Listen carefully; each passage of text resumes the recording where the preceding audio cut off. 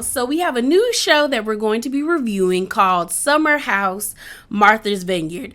I've watched the previous Summer House, the original, and I've also watched Winter House.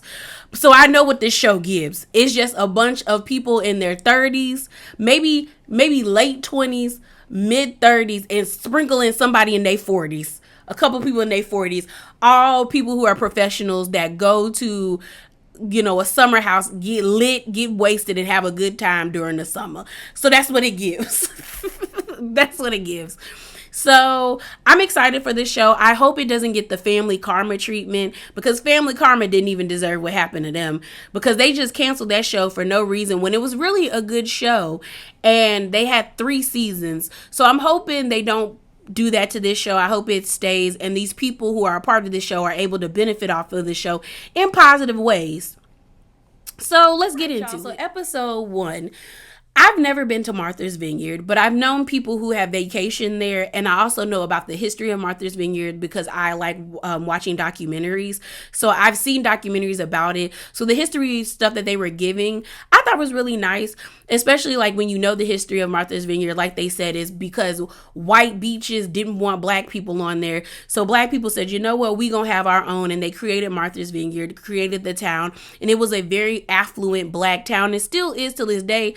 Gentrification is messing up everything, but still to this day, it's still a very nice town to go to and vacation at. And a lot of black people go there. Like they said, Spike Lee has a home there. Vice President Kamala Harris has her place there. And so do the Obamas. So it's really cool. So we meet our couple, which is Silas and Jasmine. And I don't know if I said in the intro, I've watched Winter House and Summer House. And there's always at least one couple that is either married, going to get married, or there's a long-term couple there, or a freshly new couple in the house. Either way, you always got a couple in the house.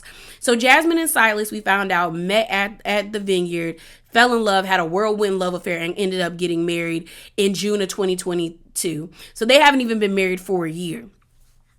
So they invite everybody. We end up meeting Preston. We find out that Preston is gay and he's an activist, but he is also Silas's line brother. So they're alphas. And I was like, okay, I do get alpha, kind of a little bit of sigma energy from them, but I get alpha from them. So they're happy to be there. Silas is happy to see Preston. Preston lets us know Silas and him didn't have the greatest relationship, but they're in a better place now. We then meet Bria. Bria brings Milo. Milo is a dachshund, a Marley long-haired dachshund, and Jasmine is bothered. Jasmine was like, why he here? And Bria lets us know that Milo is her ESA animal, her emotional support animal. And she brought him because, I guess she said he helps her with her like anxiety and her stress. Now, Bria knows Jasmine because Jasmine, Bria, Shanice, and Jordan used to work at a Playboys club in New York. And that's how they became friends. But Bria and Jasmine never really hit it off that well. But Jasmine hit it off with Shanice and Jordan. Shanice and Bria are like best friends. Jordan and Jasmine are best friends. But Shanice called Jasmine and was like, do you mind if Bria comes? And Jasmine was like, I guess so. Even though Jasmine and Bria weren't even like, Jasmine was like, the girl won't even on the list. So I don't know, So why you bring your dog? We then end up getting introduced to Jordan. Jordan was one of the only black women to be featured in Playboy. The last black woman, she was like the 4th person. But she reiterates the same sentiments of like, no, Jasmine and me are like sister cousins. We ride or die for each other. But she could tell that there's been a shift in Jasmine since she got married to Silas. We then end up meeting Nick and Alex. We find out that Alex and Nick are Kappas. I saw it. I ain't even gonna lie. Especially in Nick. I said, oh, I know Nick be shimmying at the homecomings. I saw it. I said, oh, I know he shimmies at them homecomings. But we meet them. We find out that Nick is into fashion. He was raised by a single mom. He was like, my mom would go shopping, I would go with her. So he was like, my wardrobe is stacked. I promise you I will be here for the 30 days and I will not repeat an outfit. They're showing us 15 days, but Someone online said that they actually filmed for 30 days because they got some tea from some people that they knew at the network. So they filmed for 15 days, for 30 days. We find out that Nick was sliding into Jordan's DMs, but all he was doing was sending her emojis every time she posted a picture, and she felt like that was whack because he wasn't really even saying anything. Nick is like, I was trying to, let her know I'm into her, but it turned her off, sir. It turned her off. So Jasmine is so happy when Jordan walks in the room. She's happy to see her best friend. And everyone's like, okay, everyone finds Jordan to be very attractive. We then end up meeting, I think her name's Marie. I thought they said her name was Mariah. But when I looked up the names, it said Marie. So her name is Marie. Marie is Jasmine's friend that she knew in not high school, but in undergrad. They met in college. The weird way they met is like Marie's hand was in a cast. Jasmine decided to high five her hand was in the cast, and she wanted to elbow her in the face with it. But then turns out they ended up really hitting it off and becoming friends. Yeah, they end up hitting off and becoming friends. We then meet Amir. Amir, I don't know how he plays into this. I think Amir said he knew Alex, which we find out Alex knows Jasmine because they were in the creative scene in New York.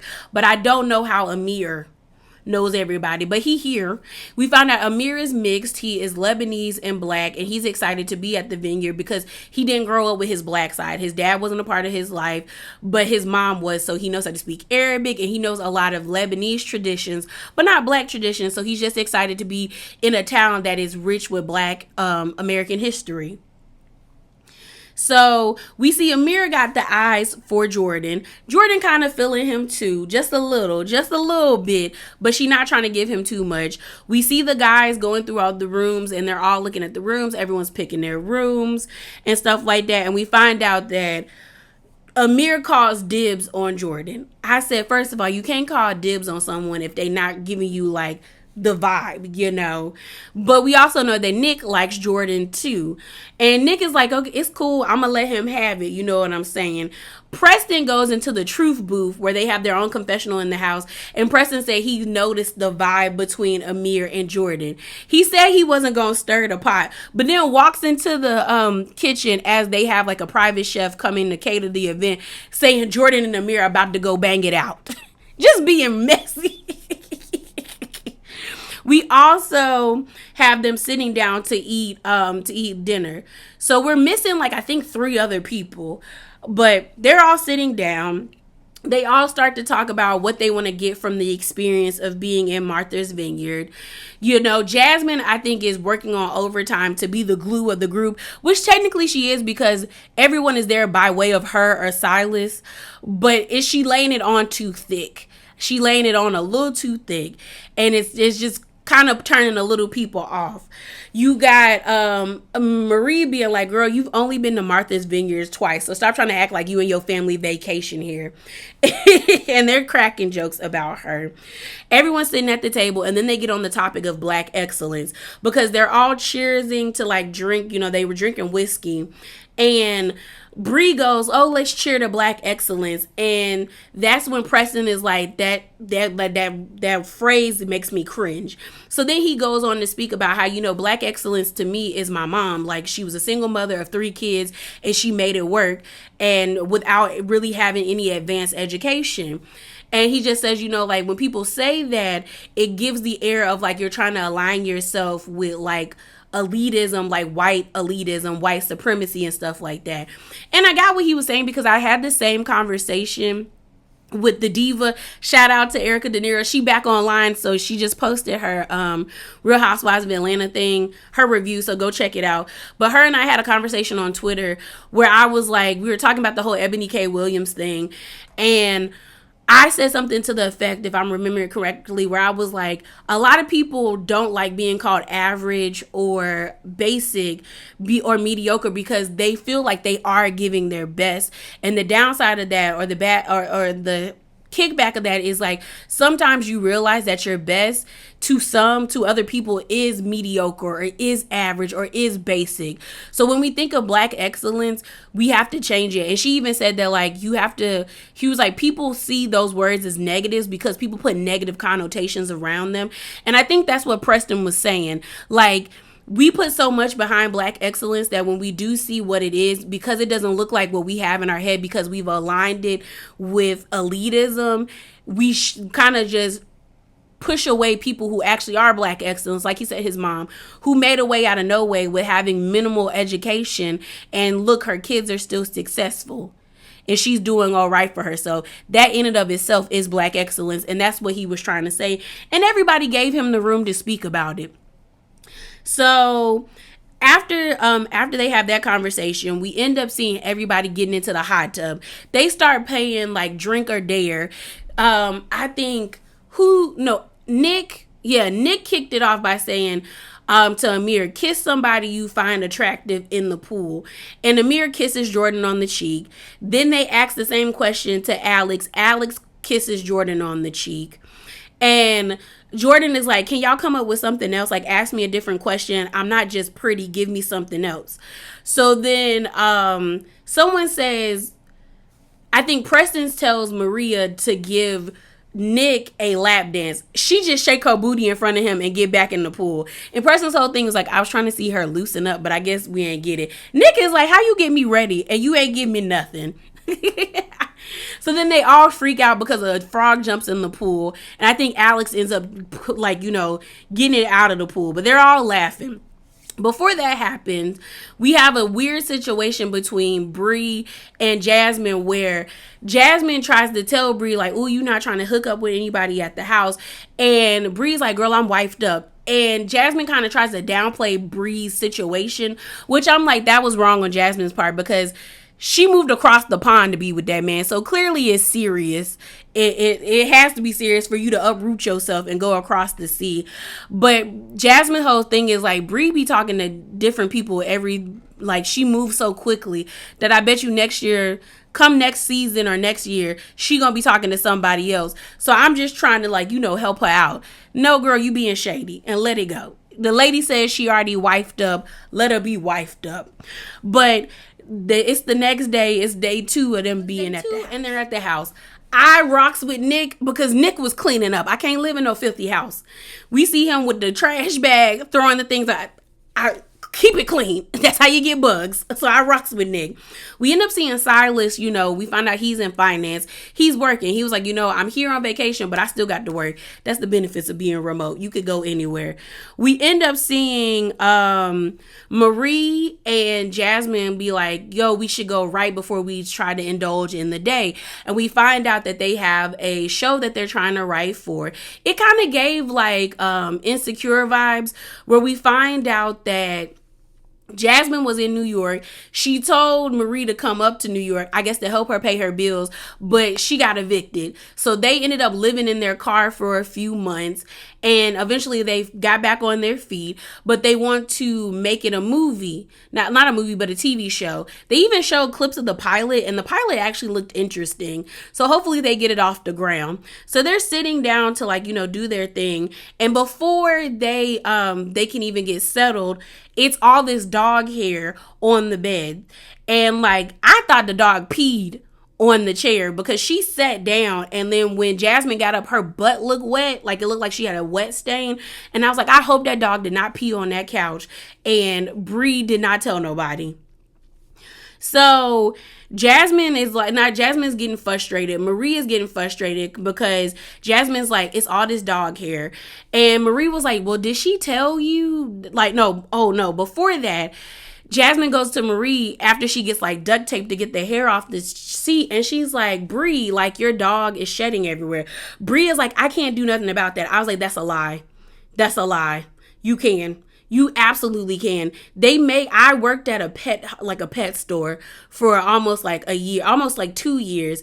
And we sold so many different types of contraptions, especially like brushes and combs that would get to the undercoat, where that's where shedding comes from dogs, where you brushing your dog at least once or twice a week would cut down on shedding. That's how I know Brie did not come prepared, because you know your dog sheds. It's a long-haired dachshund. You most definitely should have brung a brush to groom your animal, especially if you didn't tell anybody you brought him. So they sit back down in the like, I guess the sunroom, and Marie asked Jasmine, well, did she tell you she was gonna bring him? And she said no. So Marie was like, ooh, we gonna have a talk about this. So Marie goes to get Jasmine. No, not Jasmine, goes to get Brie, and they sit down. And it gets real confrontational real quick, because Jasmine is like, first of all, you ain't tell me you brung the dog. It's shedding everywhere. You know, it's impeding on Alex trying to do his yoga because there's poop everywhere. But then they show Brie picking up Milo's poop as he's running around. And so then Brie gets in her feelings, because she was like, you're not gonna be talking to me crazy. But I was with Jasmine. Jasmine was not talking to Brie crazy. She was actually being very direct.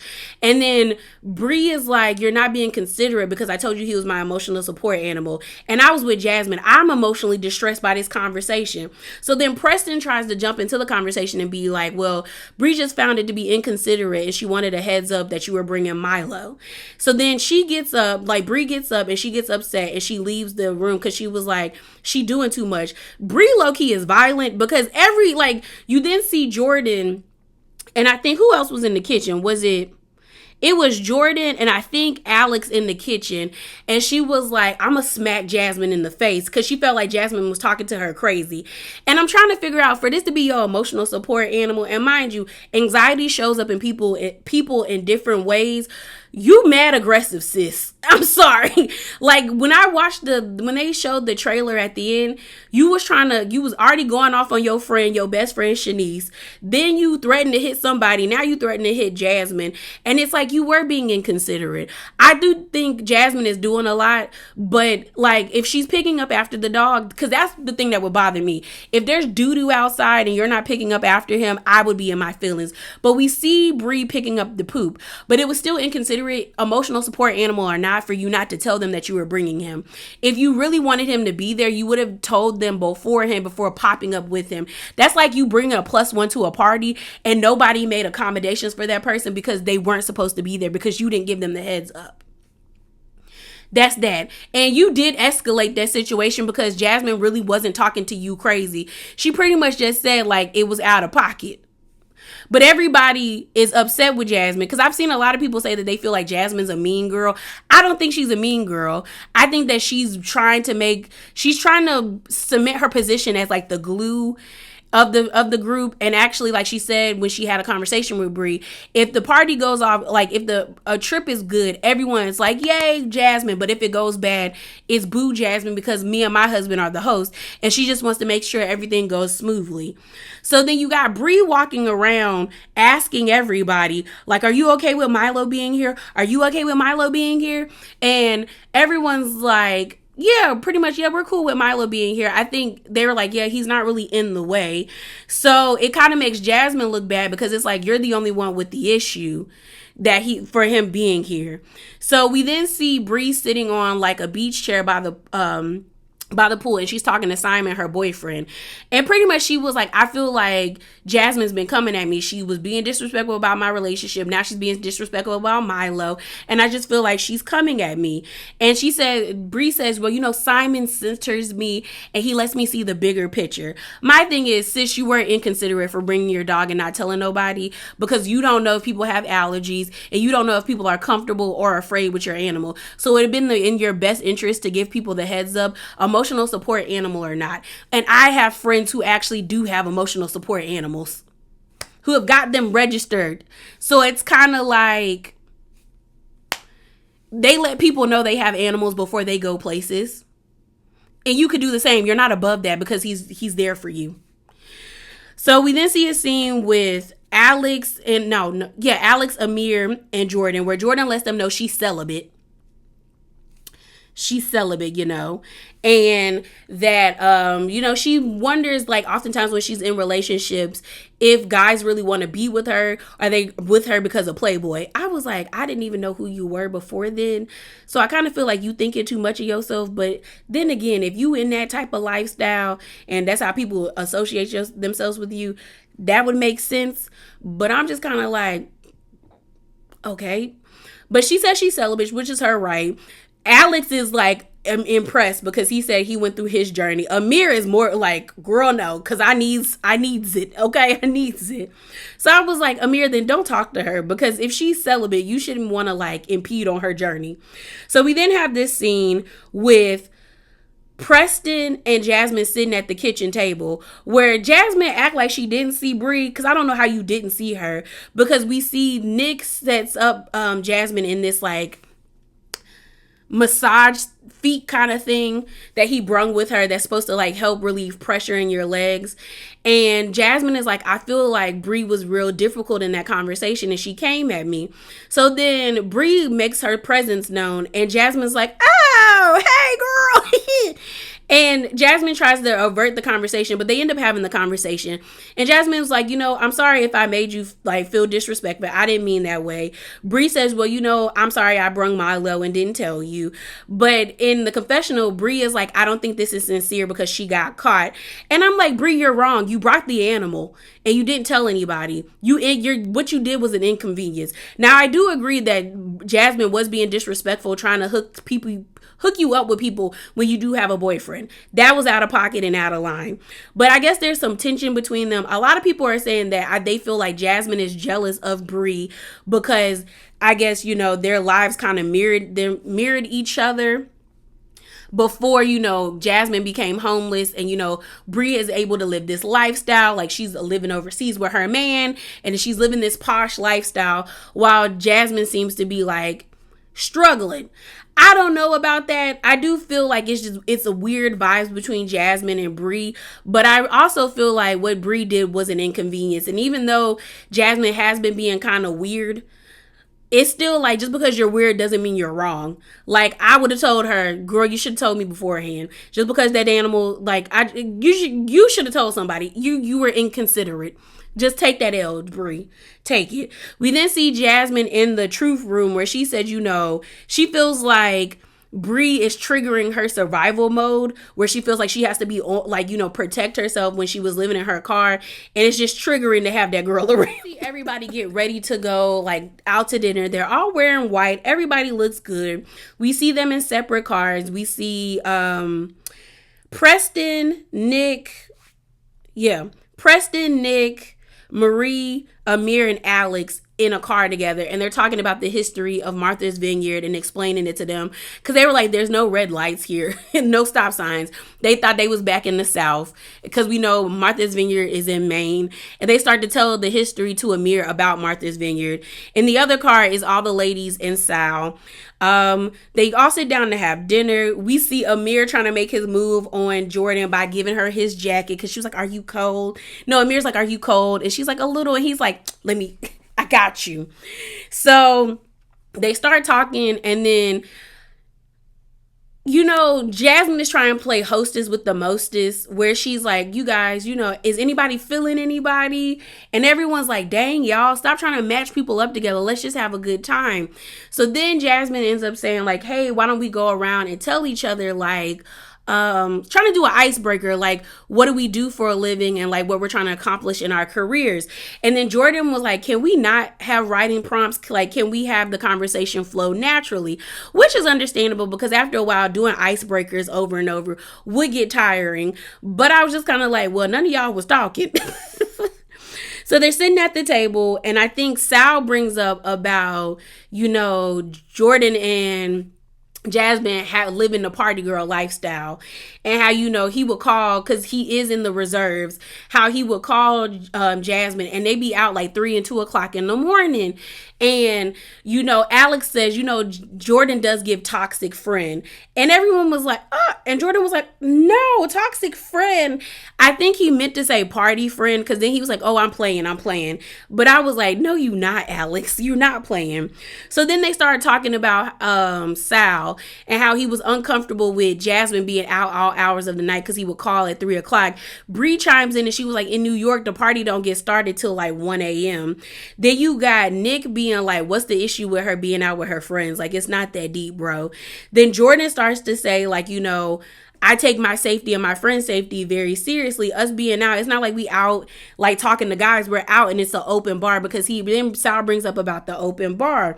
He then tries to say, I love like their relationship, but you do be keeping my girl out all hours of the night, and I'm kind of not like cool with it like that. Sal was showing his insecurities, to be honest. It was given I'm insecure.